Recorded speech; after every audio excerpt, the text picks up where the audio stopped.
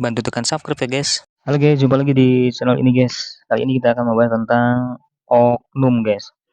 Jadi yang lagi rame di media sosial itu pembahasan tentang oknum ya guys. Oknum itu apa? Kalau menurut saya oknum itu adalah seseorang yang melanggar sesuatu yang tidak harus seharusnya gitu. Apapun itu ya, di dunia pekerjaan, di dunia apa sih keyakinan, keagamaan atau apapun. Nah, ada pertanyaan lagi nih di kolom komentar tuh biasanya eh lah kalau misalkan ada begitu banyak orang yang melakukan sebuah pelanggaran, apakah masih layak disebut oknum? Kalau menurut saya, seberapa pun jumlahnya maupun dia mendominasi dari jumlah yang seharusnya gitu ya, itu tetap saya bilang itu oknum guys. Karena begini guys, logikanya ya, kita harus bisa memisahkan antara si manusia itu sendiri dengan si pekerjaannya, instansinya, atau agamanya, atau apapun itu ya. Jadi manusia itu sendiri bertanggung jawab terhadap dirinya. Seperti kayak sikap dan pribadi seseorang, itu dia sebenarnya melekat ke dalam dirinya. Jadi kalau misalkan kalian mau menyalahkan seseorang karena sebuah kejelekan dari pribadinya, itu kalian silakan menyalahkan seseorang tersebut. Karena seseorang itu dia bertanggung jawab terhadap tubuhnya. Yang melekat dalam dirinya hanyalah tubuhnya.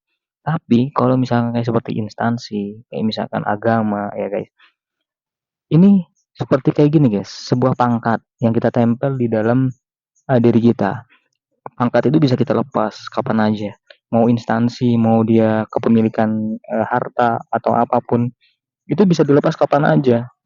Dan seperti kayak agama pun ada orang-orang yang pindah agama juga ada. Jadi ada orang yang beragama tertentu gitu ya. Terus orang ini disalahkan ketika dia melakukan sebuah pelanggaran. Yang disalahkan bukan orangnya, tapi yang disalahkan adalah agamanya atau yang disalahkan instansinya. Instansi itu kan nggak salah guys.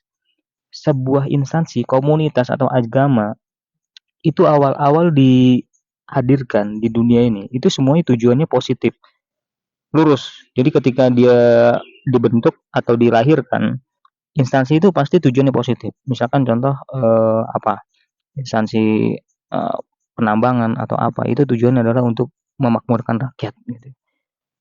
Terus tiba-tiba ada orang di situ yang masuk ke dalam tambang tersebut, dia melakukan sebuah pelanggaran. Terus disalahkan tambangnya, ini nggak nyambung guys, nggak nyambung. Yang disalahkan adalah orangnya. Orang itu yang masuk tiba-tiba masuk ke situ terus dia melakukan sebuah pelanggaran. Ya salah dia lah, bukan salah instansi. Instansi mah nggak ada urusan. Mau gimana juga instansi nggak ada urusan.